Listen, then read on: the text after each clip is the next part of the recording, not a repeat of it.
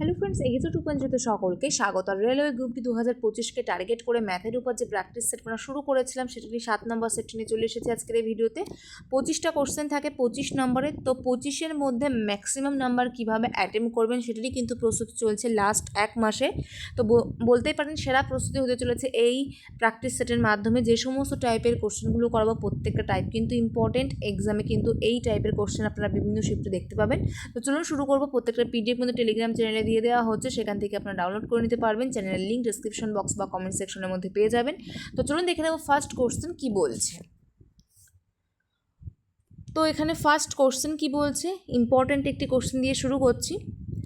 দুটি নল P1 এবং P2 যথাক্রমে 6 ঘন্টা এবং 8 ঘন্টা একটি খালি ট্যাঙ্ক পূর্ণ করতে পারে। নল P3 সম্পূর্ণ ভরা ট্যাঙ্কটি 16 ঘন্টায় খালি করতে পারে। প্রথমে P1 এবং P2 উভয় নল খোলা হয় এবং 3 ঘন্টা পর P3ও খোলা হয়। ট্যাঙ্কটি কত সময়ের মধ্যে সম্পূর্ণরূপে পূর্ণ হবে সেটা আমাদের নির্ণয় করতে হবে। তো ফার্স্ট এখানে P1 কত ঘন্টায় পূর্ণ করতে পারে? 6 ঘন্টায়। P2 8 ঘন্টায় এবং P3 খালি করতে পারে, তার আগে মাইনাস দিলাম, 16 ঘন্টায়। তাহলে এদের এলসিএম বার করব। এলসিএম বার করলে কত হয়? 48। 48 ভাগ 6 করলে কত পাই? 8। এখানে 8 দিয়ে ভাগ করলে পাই 6, 16 দিয়ে ভাগ করলে পাই 3। তাহলে P1-এর দক্ষতা বা এফিসিয়েন্সি কত? 8, অর্থাৎ প্রতি ঘন্টায় 8 ইউনিট কাজ করতে পারে। P2 মানে 8 ইউনিট জল ভর্তি করতে পারে। P2 প্রতি ঘন্টায় 6 ইউনিট জল ভর্তি করতে পারে এবং P3 প্রতি ঘন্টায় 3 ইউনিট জল খালি করতে পারে। টোটাল ট্যাঙ্কিটা 48 ইউনিটের। তো এখন কি বলা হচ্ছে, প্রথমে P1 এবং P2 উভয় নল খোলা হয়, P3 কিন্তু খোলা হয় না। P1 এবং P2 খোলা হচ্ছে 3 ঘন্টা পর, অর্থাৎ 3 ঘন্টা চলছে। P1-এর দক্ষতা বা এফিসিয়েন্সি কত? 8 এবং P2 এর কত? 6, অর্থাৎ টোটাল কত হয়ে যাচ্ছে? 14। এরা দুটো মিলে কতক্ষণ কাজ করছে? 3 ঘন্টা, অর্থাৎ 42 ইউনিট কিন্তু পূর্ণ করে ফেলছে। টোটাল আমাদের 48 ইউনিটের, সেখান থেকে 42 ইউনিট P1 এবং P2 3 ঘন্টায় পূর্ণ করে ফেলছে। তাহলে বাকি থাকছে কত ইউনিট? 48 ভাগ 42, 6 ইউনিট বাকি থাকছে। তো এই 6 ইউনিট জল পূর্ণ করছে কিভাবে? P1 পূর্ণ করছে, P2 পূর্ণ করছে এবং P3 খালি করছে। P1 এবং P2 টোটাল 14 ইউনিট পূর্ণ করছে এবং সেখান থেকে 3 ইউনিট আবার P3 খালি করে দিচ্ছে, অর্থাৎ অ্যাকচুয়ালি 11 ইউনিট পূর্ণ হচ্ছে 1 ঘন্টায়।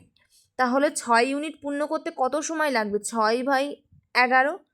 আগে লেগেছে 3 ঘন্টা, এখন লাগছে 6/11 ঘন্টা। তাহলে টোটাল 3 + 6/11। তাহলে এখান থেকে আমরা পাচ্ছি কত? 39/11 এত ঘন্টা। 4 নম্বর অপশন এখানে রাইট অ্যান্সার হয়ে যাবে। চলে যাব পরবর্তী কোশ্চেনে, দেখে নেব কি বলছে। যখন 11, 16, 26 এবং 36 প্রত্যেকের সাথে A যোগ করা হয় তখন প্রাপ্ত সংখ্যাগুলি একই ক্রমে সমানুপাতিক হয়। A এবং A+5-এর মধ্য সমানুপাতিক কত সেটা আমাদের নির্ণয় করতে হবে। তো যখনই এই টাইপের কোনো কোশ্চেন থাকবে আমরা একটা শর্ট ট্রিক্স অ্যাপ্লাই করব। এর আগে আমরা রেশিও অ্যান্ড প্রপোর্শনেরটা ক্লাস করিয়েছিলাম, সেক্ষেত্রে কিন্তু আমরা বলে দিয়েছিলাম কিভাবে এই সমস্ত ট্রিক্সগুলো অ্যাপ্লাই করতে হয়। মাত্র কয়েক সেকেন্ডের মধ্যে কিন্তু অ্যান্সার বেরিয়ে যাবে। কত কত আছে? 11, 16, 26 এবং 36। ফার্স্ট দুটো সংখ্যার ডিফারেন্স কত হচ্ছে? 5। সেকেন্ড দুটো সংখ্যার ডিফারেন্স কত হচ্ছে? 10। এদের মধ্যে যদি আমরা ইস্টু বার করি, অনুপাত বার করি, 5 আর 10-এর অনুপাত কত হচ্ছে? 1:2। তাহলে ডিফারেন্স কত? 2 - 1 করলে কত পাচ্ছি? 1। ঠিক একইভাবে এটা যেহেতু আমরা আগে রেখেছি, তাহলে এখান থেকে আমাদের এই পার্টটা আগে রাখতে হবে। আগে রাখতে হলে 1 × 26, অর্থাৎ 26 - 1 2 × 11 22। তাহলে এখান থেকে পাচ্ছি কত? 4। 1-এর মান কত পাচ্ছি? এখান থেকে 4। এই 1 হচ্ছে A। যে সংখ্যাটা আমরা যোগ করেছিলাম সেটা আমাদের অলরেডি বেরিয়ে গেল কত? 4। যে অনুপাতটা আমাদের বেরিয়েছে সেই অনুপাতের সাথে আমরা প্রথম যে দুটো সংখ্যা নিয়েছিলাম তার ফার্স্ট সংখ্যা এবং সেকেন্ড যে দুটো সংখ্যা নিয়েছিলাম তার ফার্স্ট সংখ্যার ডিফারেন্স কত পাচ্ছি 4। আশা করছি বোঝা গেল। এই 4 যেটা বলা হয়েছে এ, অর্থাৎ 4 যোগ করলে প্রত্যেকের সাথে পরস্পরের সমানুপাতিক হয়ে যাবে। এখন কি বলছে, এ অর্থাৎ 4 এবং 5 যোগ করলে 5 আর 4 9, এদের মধ্য সমানুপাতিক। মধ্য সমানুপাতিক যদি আমরা পি ধরি তাহলে বলতে পারি P square equal to 4 into 9, তাহলে পি ইকুয়াল টু 2 ইন্টু 3, অর্থাৎ পি ইকুয়াল টু কত হচ্ছে 6। 1 নম্বর অপশন এখানে রাইট অ্যান্সার হয়ে যাচ্ছে। তো চলে যাবো পরবর্তী কোশ্চেনে, কি বলছে দেখে নেব। যদি কারোর কনসেপ্ট বুঝতে অসুবিধা হয় সেক্ষেত্রে আমি ডেসক্রিপশন বক্স বা কমেন্ট সেকশন লিঙ্ক দিয়ে দেবো, সেখান থেকে আপনারা দেখে নিতে পারবেন। মাত্র 3টে ক্লাস আছে, পুরো রেশিও অ্যান্ড প্রপোর্শন কভার করা, বেসিক টু অ্যাডভান্স লেভেলের সমস্ত ম্যাথ কিন্তু সেখানে করানো আছে। এবং আমাদের চ্যানেলে কিন্তু টেলিগ্রাম চ্যানেলে কিন্তু পিডিএফটাও দেওয়া আছে, সেখান থেকে আমরা ডাউনলোড করে নিতে পারবেন। এবং ভিডিও 3টে অনেক দিন আগে করানো, তো সেই কারণে আমি লিঙ্কটা দিয়ে দেবো। চলুন, এই সমস্ত টাইপের কিন্তু কোশ্চেন করানো আছে। চলুন পরবর্তী কোশ্চেন কি বলছে দেখে নেব। একটি 4 কেজির সংখ্যার ধাতুর 1/2 অংশ সীসা, বাকি অংশ টিন। 4-এর 1/2 অংশ অর্থাৎ 2 অংশ, আর বাকি অংশ অর্থাৎ 2 থাকে কত, বাকি থাকে কত 2, তাহলে এটা টিন। অন্য একটি 5 কেজির সংখ্যার ধাতুর 1/6 অংশ সীসা। 5 গুণ 1/6 অর্থাৎ থাকছে কত 5/6, বাকি থাকছে কত এখানে 1/6 অংশ অর্থাৎ 5/6, বাকি থাকছে 5 ইন্টু 5/6, তাহলে এখান থেকে 25/6, এত অংশ কি 3।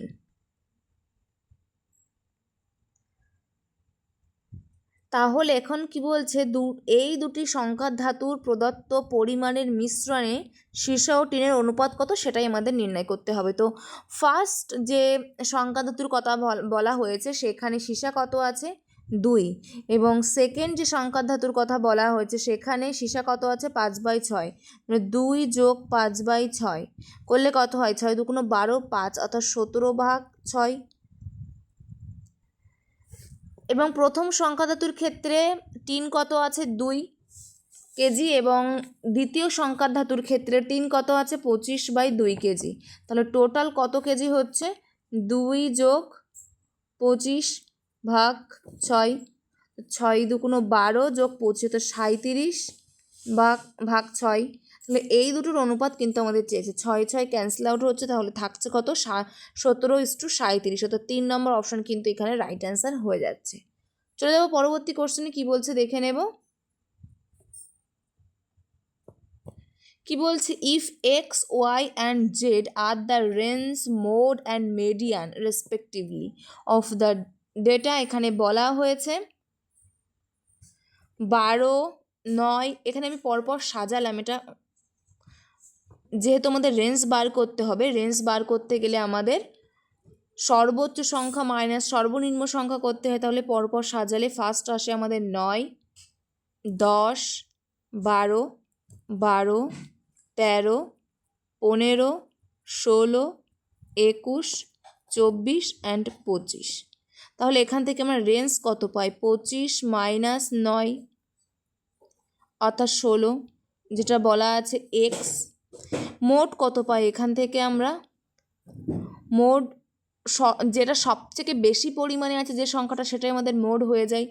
12 দুবার আছে, তাহলে এখানে মোড হয়ে যাবে 12। মেডিয়ান কত পাই এখানে আমরা, মেডিয়ান এর অর্থ হচ্ছে মধ্য, দুটো ক্যান্সেল আউট হলো, তার মানে 13 যোগ 15/2, অর্থাৎ এখানে পাচ্ছি 28/2 অর্থাৎ 14। কিসের মান নির্ণয় করতে বলেছে এখানে, x plus 2y minus Z. এক্সের মান কত 16 প্লাস 2y, এটা হচ্ছে আমাদের ওয়াই বলা আছে, এটা আমাদের জেড বলা আছে। 2y মানে 12 দুগুণ 24 হয়ে যাবে, 10, 40 মাইনাস এখান থেকে কত হচ্ছে 14, অর্থাৎ 6 26। তো এখানে 1 নম্বর অপশান যেটা আছে, 1 নম্বর অপশান আছে 29, 2 নম্বর আছে 26, 3 নম্বর আছে 25 এবং 4 নম্বর আছে 24। এখানে সঠিক অ্যান্সার কোনটা হয়ে যাচ্ছে? 2 নম্বর অপশান কিন্তু রাইট অ্যান্সার হচ্ছে। চলে যাবো পরবর্তী কোশ্চেনে, কি বলছে দেখে নেব। একজন দোকানদার 40% ক্ষতিতে 32টি লেবু 1 টাকায় বিক্রি করেছেন। 20% লাভের জন্য 1 টাকায় কয়টি লেবু বিক্রি করতে হবে? তো 32টা লেবুর দাম 1 টাকা, একটা লেবুর দাম কত? 1/32 টাকা।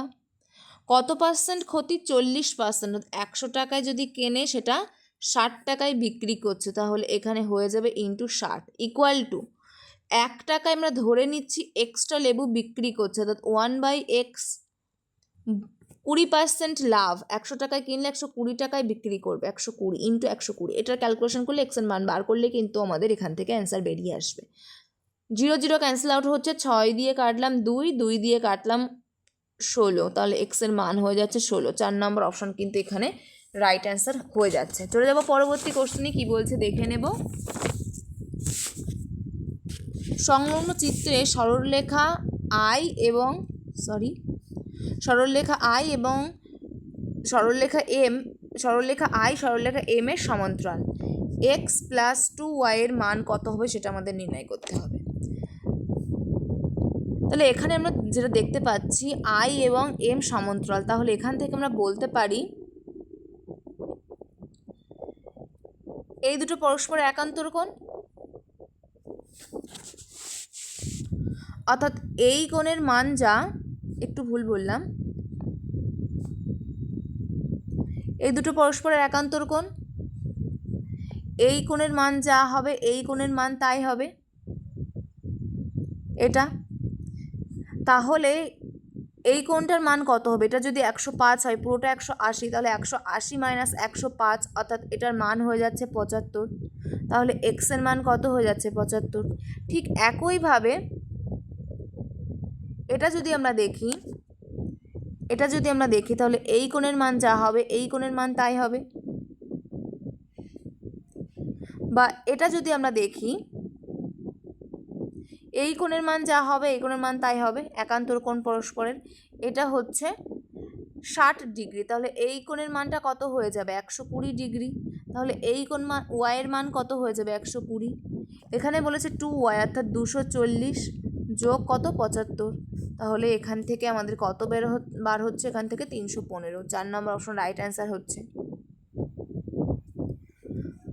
আমরা জানি একান্তর কোণ পরস্পরের সমান্তরাল, অর্থাৎ এখান থেকে আমরা মান বার করলাম এই কোণের মান, তাহলে এক্সের মান পেয়ে যাব। এবং এটা যেটা করলাম এখান থেকে আমরা এটার মান বার করলাম, তাহলে ওয়াইয়ের মান পেয়ে যাব। এই হচ্ছে আমাদের কোশ্চেন, যেটা আমাদের অ্যান্সার বেরিয়ে আসলো 4 নম্বর অপশন। চলে যাবো পরবর্তী কোশ্চেনে, কি বলছে দেখে নেব। 2.8 সেমি ব্যাসার্ধের একটি গোলককে বেষ্টিত একটি চোঙের আয়তন নির্ণয় করুন। তো একটা গোলক যেটা 2.8 সেমি ব্যাসার্ধ, এটা বেষ্টিত একটা চোঙ আছে।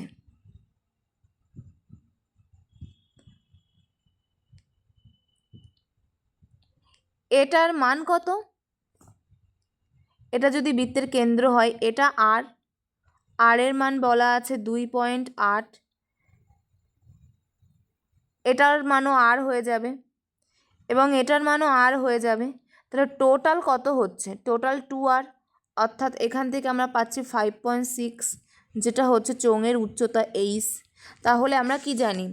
আয়তন পাই আর স্কোয়ার h, পাই আর স্কোয়ার h, পাইয়ের মান কত? 22/7 ইন্টু আর স্কোয়ারের মান কত? 2.8 ইন্টু 2.8 ইন্টু h 5.6। সেটা একটু ক্যালকুলেশন করতে হবে, 7 দিয়ে ক্যালকুলেশন করলে এখানে আমরা পাবো 0.4, যেটা ক্যালকুলেশন করলে আমরা পাবো 137.9 প্রায়, অর্থাৎ 137.9 যেটাতে আছে 2 নম্বর অপশন কিন্তু রাইট অ্যান্সার হয়ে যাচ্ছে। তো চলে যাব নেক্সট কোশ্চেনে, দেখে নেব কি বলছে। এখানে আমাদের সঠিক অ্যান্সার হচ্ছে 2 নম্বর অপশন। নেক্সট কোশ্চেন কি বলছে এখানে, দুটি কাপড়ের টুকরোর দৈর্ঘ্য যথাক্রমে 96 মিটার এবং 144 মিটার। উভয় টুকরো থেকে কোনো অবশিষ্ট না রেখে সমানভাবে কাটা যায় এমন কাপড়ের সর্বোচ্চ দৈর্ঘ্য কত? সর্বোচ্চ, তো ম্যাক্সিমাম বলেছে। ম্যাক্সিমাম বললে আমরা কী বার করব? HCF বার করব। তাহলে 96কে যদি আমরা উৎপাদকে ভাঙি 2⁵ ইন্টু 3 এটা পাবো। 144কে যদি আমরা উৎপাদকে ভাঙি 2⁴ ইন্টু 3⁴2 অর্থাৎ 3 স্কোয়ার পাবো। তাহলে এখান থেকে HCF কত পাবো? 2⁴ into common factor, highest common factor 2⁴ into 3 অর্থাৎ কত পাচ্ছি? 48। সঠিক অ্যান্সার তাহলে হয়ে যাবে এখান থেকে 4 নম্বর অপশন 48। তো এই হচ্ছে আজকের কোশ্চেন, যেগুলো নিয়ে পরপর আলোচনা করে দিলাম। কোশ্চেনের সংখ্যা মাত্র এখানে 8 থেকে 9টা কোশ্চেন নিয়ে এসেছি। বলেছিলাম আজকে কোশ্চেনের সংখ্যা বেশি থাকবে, বাট আনতে পারিনি, তার জন্য এক্সট্রিমলি সরি। নেক্সট ভিডিও থেকে কিন্তু কোশ্চেন ঠিকঠাক থাকবে। তো এটার PDF দিয়ে দেবো টেলিগ্রাম চ্যানেলে। চলুন এখানেই শেষ করছি। যদি ভালো লেগে থাকে অবশ্যই একটা লাইক করুন এবং বন্ধুদের মধ্যে শেয়ার করে দিন প্রতিদিন ম্যাথের প্র্যাকটিস সেট পাওয়ার জন্য গ্রুপ ডি। তাছাড়া আমরা সামনেই কিন্তু আমাদের রাজ্যের যে গ্রুপ সি এবং ডি ফর্ম ফিল আপ শুরু হবে, সেটার জন্য প্র্যাকটিস সেট শুরু করব। গ্রুপ ডির জন্য কয়েকটা করিয়ে নিই, মোটামুটি 30টা মতো কভার হয়ে গেলে কিন্তু ওটা শুরু করে দেবো। তো চলুন এখানে শেষ করছি। নেক্সট ভিডিও আমাদের আবার দেখা হচ্ছে। Thank you and good bye.